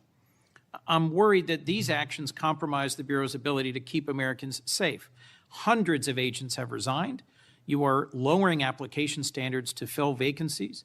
You've reassigned large numbers of agents to work on immigration and street crime, issues other law enforcement agencies can handle, perhaps more effectively with the FBI. But I'm concerned that this compromises the Bureau's ability to address national security risks, uniquely its capability. In fact, you've shut down the Office of Integrity and Compliance, which makes sure that agents act in a lawful and ethical way, and reassign staff away from domestic terrorism investigations exactly at a moment I think we are all concerned about it. I also have to ask, you came before the Appropriations Committee in May and told us you wanted a $500 million budget cut for the FBI. literally an effort to defund the police. I am grateful for the work of the men and women of the FBI. They've done great work this year in Delaware, partnering with the Dover Police Department to support human trafficking victims, partnering with the Middletown Police Department on armed robbery and carjacking. And it's urgent, I think, that we fix the direction and the prioritization within the FBI. And I wish we could focus on those efforts today. But I'm seeing an FBI leadership more focused on social media clout and on political revenge than on fighting crime. Director, have you ever ordered that an FBI employee be terminated because he or she worked on an investigation into President Trump? Senator, thank you. One quick correction for the record. There's 280 NV investigations. I gave the incorrect number to Senator Hawley. Thank you. Understood. As far as a lot of your statement, I disagree with it, and I'm happy to address it. But the only way, generally speaking, an individual is terminated at the FBI is if they have violated their oath of office, violated the law, or failed to uphold the standards that we need them to have at the FBI.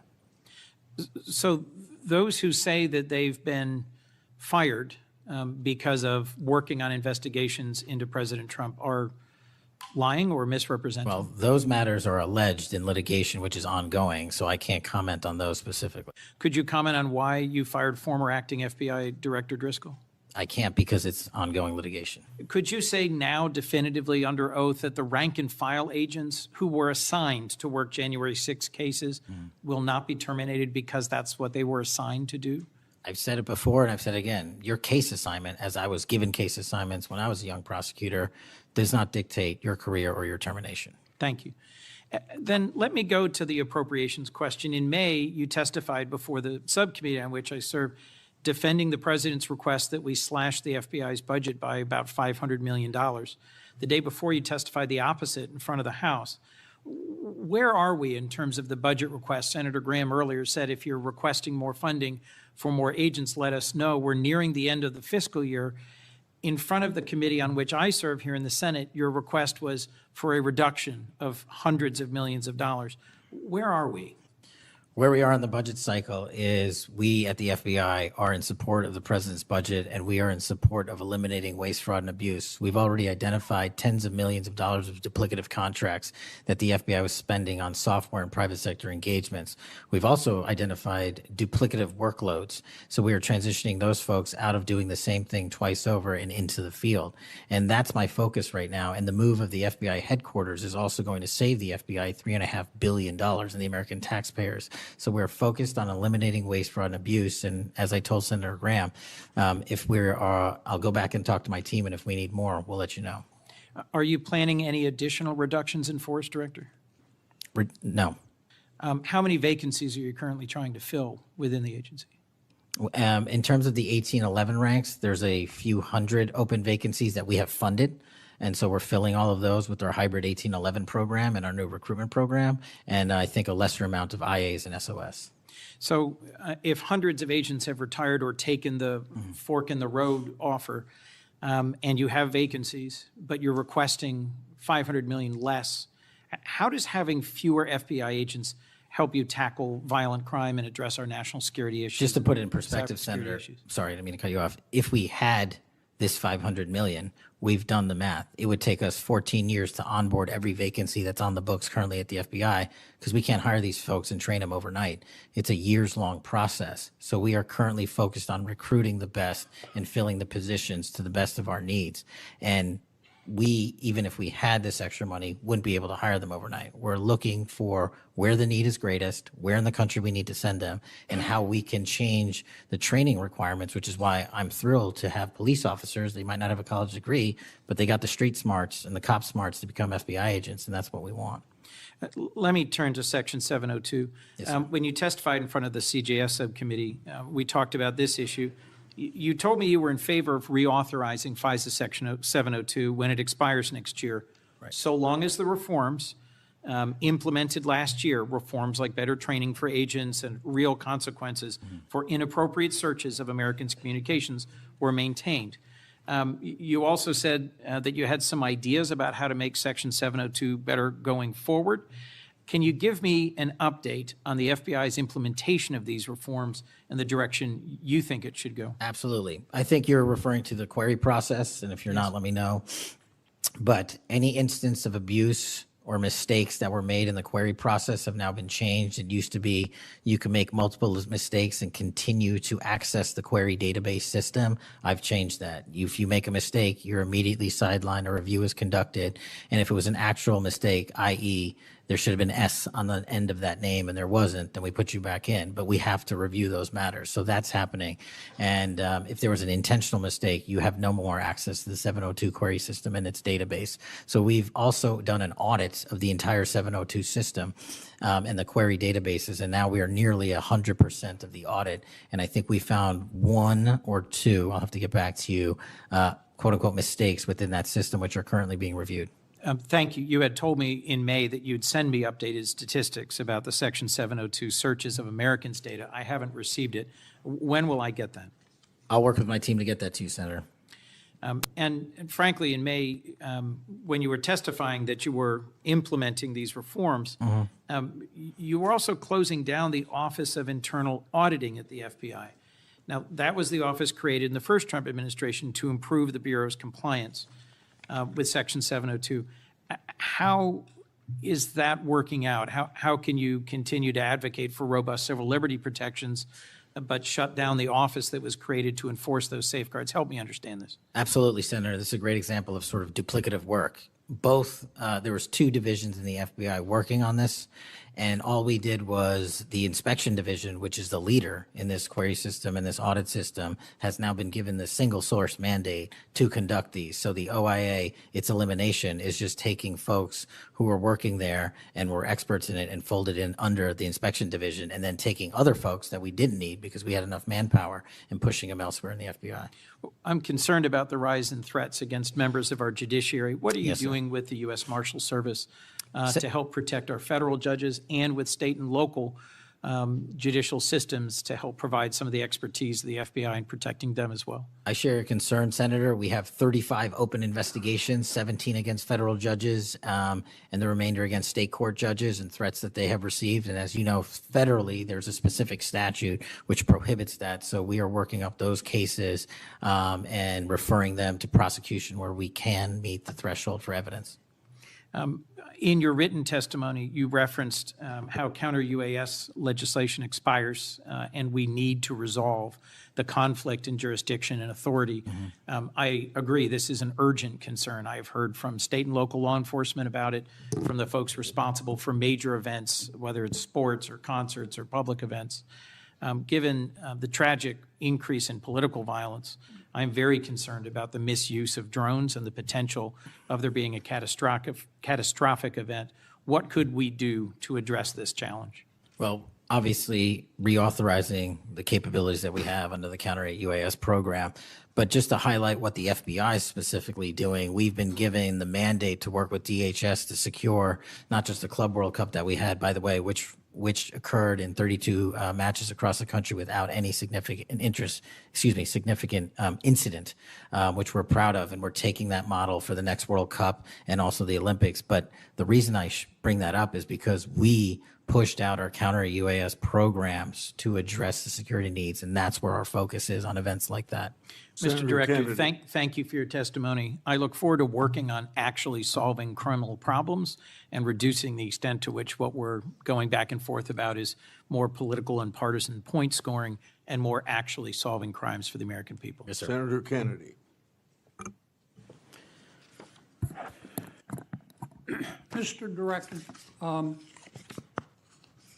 you and the FBI, working with state and local law enforcement officials in Utah, have caught the assassin of Mr. Charlie Kirk. Is that right? We have a suspect, yes, sir. And you did that within 48 hours, did you not? 33 hours. 33 hours. Congratulations. We've had other political assassinations. Back in June, an assassin assassinated Representative Melissa Hoffman, Mr. Hoffman, Senator John Hoffman, and Mrs. Hoffman in Minnesota. You and the FBI and Minnesota state and local law enforcement officials caught the assassin within 48 hours, did you not? I believe that timeline's correct, Senator. Congratulations. Sometimes we miss the forest for the trees. Good work.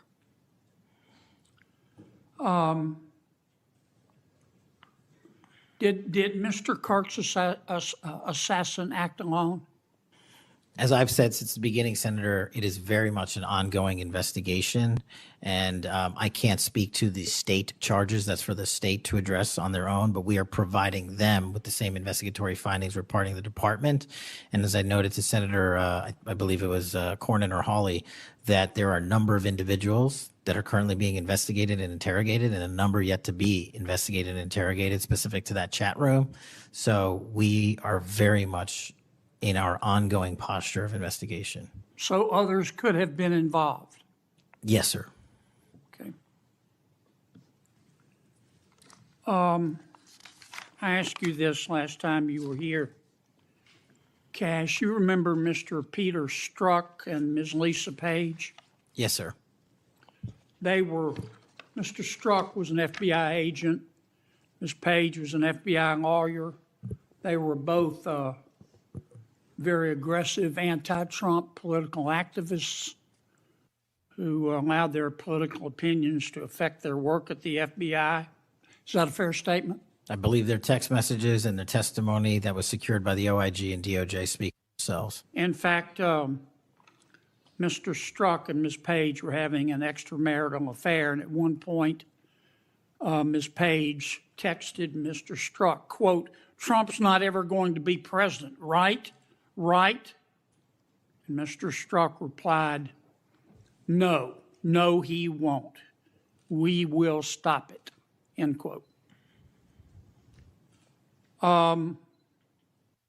Ms. Page resigned from the FBI. Mr. Strzok was fired.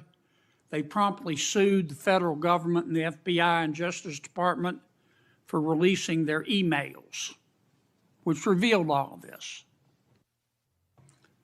The FBI settled that lawsuit for $1.2 million, gave Mr. Strzok $1.2 million cash, gave Ms. Page, who resigned. She wasn't fired, she resigned, she quit. Gave her $800,000. Who, if the FBI made that decision to give them money? That settlement was reached in the Biden administration when my predecessor was a director. Who?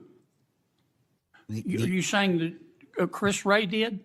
The only people that can decide that settlement are the Attorney General in conjunction with the director and the administration.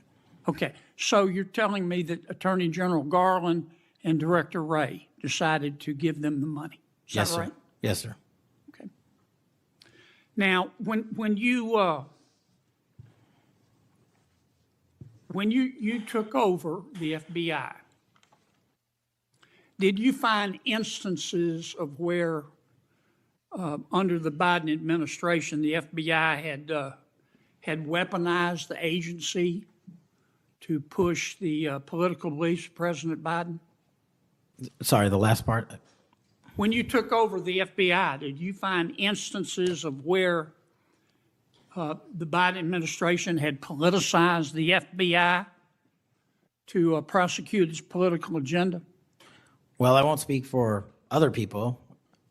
Having been a target of that weaponization, having been a staffer on the House Intelligence Committee, having had the Justice Department weaponized against me for making the findings and leading the investigation of Russiagate, I know what that feels like. And that's why, as the FBI director, I'm committed to not ever have that ever happen again. But I'm also committed to fully investigating what was done, and that matter is still ongoing. So I assume, I take it your answer is yes. Yes, sir. And you're firing those people, is that right? Anyone that politicizes their job at the FBI will not work at the FBI. Okay. You've heard some of my colleagues either implicitly or otherwise suggest that you have politicized the FBI to prosecute the political beliefs of President Trump. Is that true? I don't know how that can be true when the stats that I cited, to include the 23,000 arrests, 6,000 weapons seized, 1,600 gang and criminal enterprise organizations, 4,700 children found and rescued, more enough fentanyl seized to kill a third of America. The men and women of the FBI are now on an apolitical mission, and this is why the numbers are historic in 7 Have you months. fired people because they voted for Vice President Harris? I don't ask people who they vote for, and neither does the FBI. Okay. But you've given people polygraphs, have you not? Many people in the FBI take polys. The FBI does that all the time. Yes, sir. Does it not? Yes, For sir. a long time, is that correct? Decades. All right. I want to ask you about the Epstein files. Have you seen the Epstein files? I have not reviewed the entirety of it myself, but a good amount. Would it be fair to say that Mr. Epstein trafficked young women, including, in some instances, minors, for sex to himself? That was specifically the allegations in the 2018 indictment in the Southern District of New York. Okay. Who else did he traffic these young women to? In terms of what the investigation, again, going back to 2008, Mr. Acosta, who limited the investigation and limited the search warrants and limited the parameters of the investigation, the only thing we are able to speak to publicly, because he was given a non-prosecution agreement by Mr. Acosta, is that first time period from, I believe, don't quote me on this, 97 to 2001-ish. And then when the Trump administration courageously reopened it. Excuse me for interrupting, but I'm going to run out of time. You've seen most of the files. Who, if anyone, did Epstein traffic these young women to besides himself? Himself. There is no credible information. None. If there were, I would bring the case yesterday that he trafficked to other individuals. And the information we have, again, is limited. So the answer is no one For the information that we have in the files? in the case file. Okay. Now, President Trump has deferred to the FBI and the Department of Justice with respect to the Epstein records. He says it is your call about releasing them. And I understand that the department and the agency have decided to release them in cooperation with the House committee. Is that correct? Yes, sir. So you're releasing them a little bit at a time. Is that correct? We're releasing as much as we can, but we are limited by 3 different court orders, and the department went back to each of those judges to waive those court orders or have them lifted, and each of those judges declined. Will you release all of them, or at least as many as you can? We will release everything we are legally permitted to do so. We are continuing to work with the House on the subpoena request. We have substantially complied with it, but we will continue to release whatever we are legally permitted to do so. Okay. I strongly encourage you to do that. Kash, this issue's not going to go away. And I think the central question for the American people is this. They know that Epstein trafficked young women for sex to himself. They want to know who, if anyone else, he trafficked these young women to. And that's a very fair question. I want to know that answer. And I think you're going to have to do more to satisfy the American people's understandable curiosity in that regard. Mr. Chairman, may I just respond to that? I agree, Senator. And what we have done, and just to remind folks, the Epstein case files existed in the 2 prior administrations, in the Obama administration and the Biden administration, and they didn't release anything. And there was President Trump in the first administration that renewed charges against Mr. Epstein. And I know it's a little complicated to understand, but what exists in the Epstein case files was a direct result of the limited search warrants from 2006 and 7, which hamstrung future investigations because of the non-prosecution agreement. And multiple administrations had the opportunity to look at the entirety of that case file and recommend prosecutions against anyone that was trafficked under Mr. Epstein and anyone that participated in that trafficking. And the only person to bring charges was the prior administration against Mr. Epstein. Now, I am not saying that others were not trafficked and others were not involved.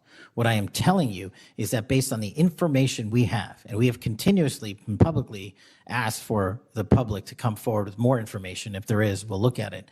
But based on credible information, we have released all credible information, and the information that the Department of Justice and the FBI never releases is information on investigations that are not credible. And we don't release the names of victims who weren't credible, but in the same time, we don't release the names of victims who were credible. And so that's by law.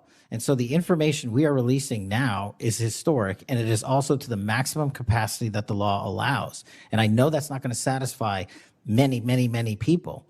But if they wanted it done right, then the investigation from its origination should have been done right, and he should not have been given a get-out-of-jail-free card to do jail on the weekends for 12 hours a day, and he should have been investigated fully for the entirety of his crime and criminal enterprise, not just from 1997 to 2001. Senator Blumenthal. Thank you, Mr. Patel. Thank you, Mr. Chairman. Director Patel, thank you for being here today. You'll recall well in January at your confirmation hearing before this committee, I raised the prospect of politically motivated retaliation, and you promised me, as you did other members of this committee, quote, every FBI employee will be held to the absolute same standard and no one will be terminated for case assignments. You went on to tell me, quote, all FBI employees will be protected against political retribution. And you assured one of my colleagues that you would honor the internal review process of the FBI. I'm not going to mince words. You lied to us. In the short time that you've been FBI director, you've presided over a rash of retaliatory firings. 3 FBI agents have recently sued you. They are FBI agents with 60 years between them of distinguished service, rescuing hostages, saving kids from predators, dismantling drug cartels, and their allegations, their civil allegations, are a searing indictment of your tenure as FBI director. But it's not just those 3. The FBI Agents Association has said that your actions, quote, distract agents from their work, foster fear that their assignments could cost them their careers, either now or under the next administration, and increase the risk of criminal and national security threats by undermining unity and morale within the Bureau, end quote. This association, as you know, is voluntary. It represents 14,000 members, 90% of all the active agents. These are your employees saying that your performance has been unqualified and unfit. And there is mounting evidence that these retaliatory firings were the result of direction from the White House.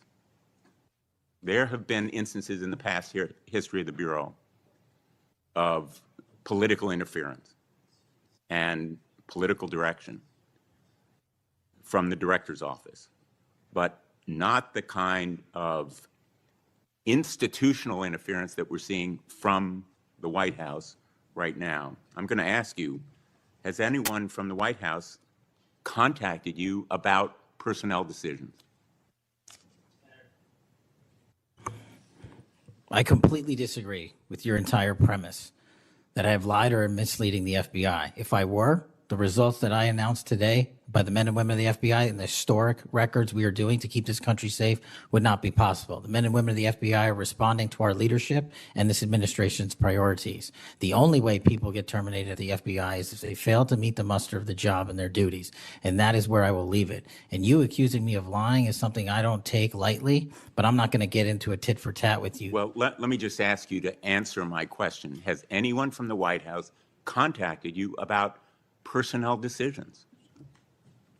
Generally speaking, we always discuss with the White House, OMB, during the budget process, how many personnel we need, who we need where. Answer is yes. For budgetary purposes and You've been directed to real fire people, agents, because they participated in investigations of the president. I don't receive directions to do that. Has anyone I make the suggested it? decisions. Has anyone asked you to do it? The best information is, yes, you've taken suggestions and direction from the White House in firing qualified agents. Any termination at the FBI was a decision that I made based on the evidence that I have as a director of the FBI, and it's my job, and I'm not going to shy away from it. And as you stated, those are allegations, and that is an ongoing litigation. So they'll have their day in court, so will we.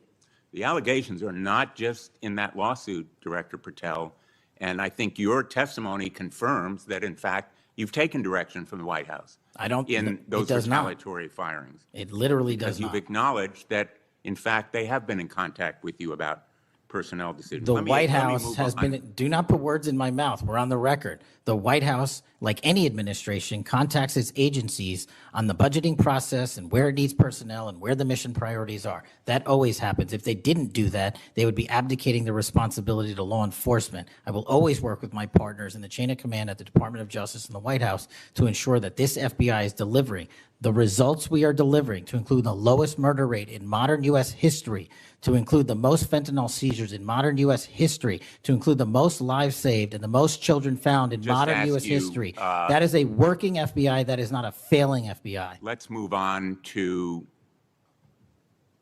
a related area. In White House discussions, have you been asked or directed by the White House or others to engage in a crackdown on political groups or organizations, nonprofits, after the murder of Charlie Kirk? To direct at political organizations? No. I've been asked by my chain of command to properly root out criminal activity wherever it is in whatever investigation we are conducting, and that's what we're doing. Have those distinctions about whom you're going to target been based on direction from the White House? Nobody gives me a list on who to target. My targeting list is from the men and women at the FBI. Have you talked about investigating certain groups, nonprofits, or foundations or institutions? Whatever those investigations are, they're ongoing, and I'm not going to get into those. Have you used polygraphs to determine loyalty of agents? No. Have you committed that you will respect the First Amendment rights of agents? I have wildly committed to respecting the First Amendment rights of agents, but at the FBI, you have to balance your First Amendment rights with your mission. Have you imposed any sort of loyalty test in the course of using polygraphs or in any of the other personnel decisions? Polygraphs have been utilized at the FBI for decades. They will continue to be utilized in the fashion by the professionals that administer them. Have you asked under the polygraph test about individuals' loyalty or about their voting records or any kind of past statement? Just to make it abundantly clear, I don't tell the professionals how to conduct polygraphs or what questions to ask. They make those decisions. And I, as the director of the FBI, never ask anyone who they voted for. Have you investigated donors to a political party simply because they are donors? Simply based on that fact alone, no. Have you investigated donors for another reason?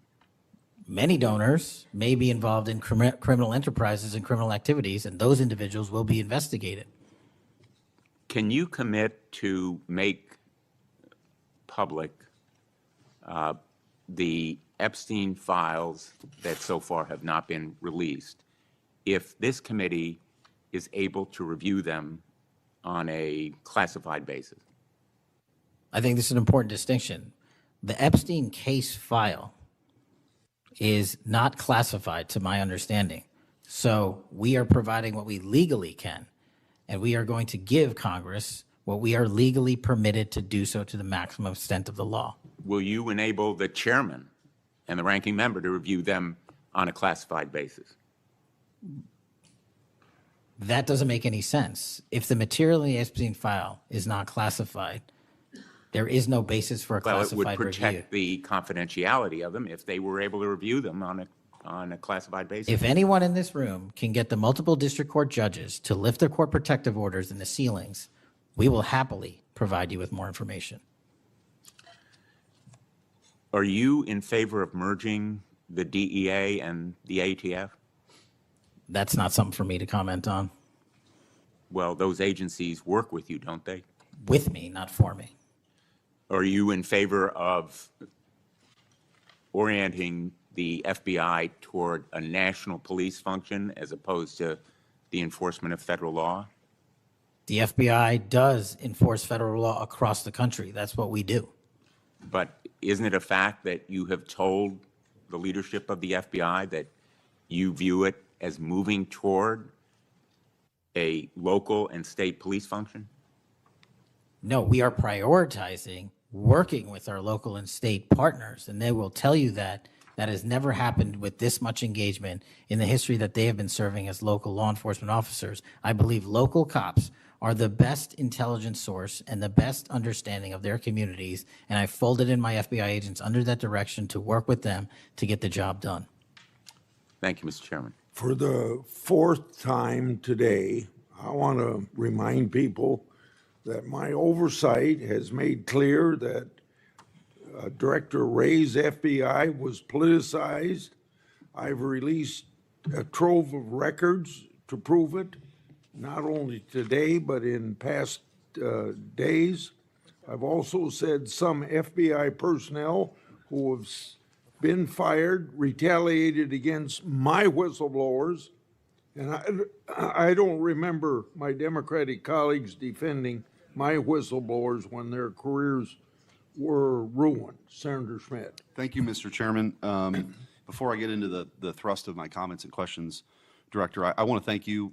In our meetings prior to your confirmation, during your confirmation, we talked about your desire to get more agents out into the field, out of Washington, and take on violent crime. And you fulfilled that. St. Louis received the largest permanent per capita infusion of FBI agents anywhere in the country. And I know it's not only an isolated event, but we certainly appreciate your honoring your commitment to do that. And I know there's a lot of great opportunities ahead to take on violent crime, which you've highlighted many of the successes in your introductory comments. It's obviously no secret that this hearing takes place in the wake of a horrific American tragedy, the assassination of Charlie Kirk. For those of us who knew him, I know you did too.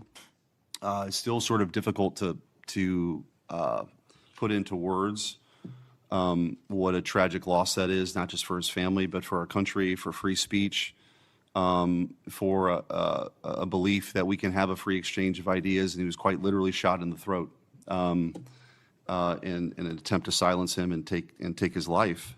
And so you have this task now of this investigation. There's been an arrest. But I think that we face an even larger crisis that law enforcement alone can't tackle alone.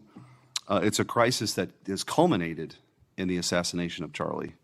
But it doesn't end there. It's I think every bit present right now, and the challenge is greater than quite frankly, I would have imagined. Seeing some of the comments that have taken place after the assassination, and something that I think as a country we have to reckon with. And it's something deeper, much deeper than a rejection of law and order or the norms of civil society. We've entered a very dangerous time, I think, in our country. And that should be clear to everyone.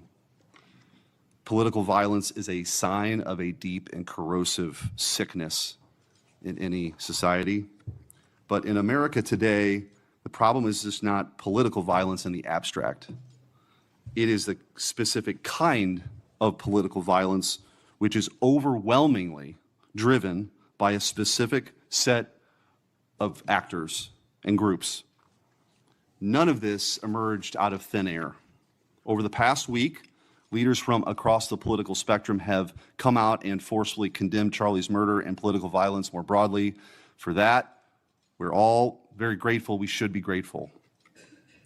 There have been calls to unite and come together in the wake of Charlie's murder, and I want to do that. I do. Someday I pray that we can be united as a country again and go forward together as a one people and under one flag, but we are not united. Upstream from the dehumanization and demonizing political violence and rhetoric tearing apart our country is a divide on how we view America and Americans. Is America good? Is America evil? Is there something inherently special about Western civilization, or is this 2,000-year project rotten to the core? And if it is something worth fighting for, which I believe, how do we do it? With words and ideas like Charlie did, or with firebombs and assassins' bullets? Political violence is always wrong, period, full stop. It doesn't matter which side, in the name of any ideology or cause, it's wrong. But in America today, political violence is not a problem that falls equally upon both sides. We have to be honest about this. We must reject an attempt to paint it as some kind of random phenomenon with no particular creed or ideology, a kind of spontaneous insanity, which takes place outside of any broader social context and has no pattern at all. That's wrong. So free speech, yes. Political violence, no. But we have to be honest about what's happening. Already, we're hearing people talk about Charlie's assassination in those terms. We're told that we can't possibly know what drove a killer to plan and carry out a murder of the most prominent conservative activist in America. But that's a lie. We do know. The fact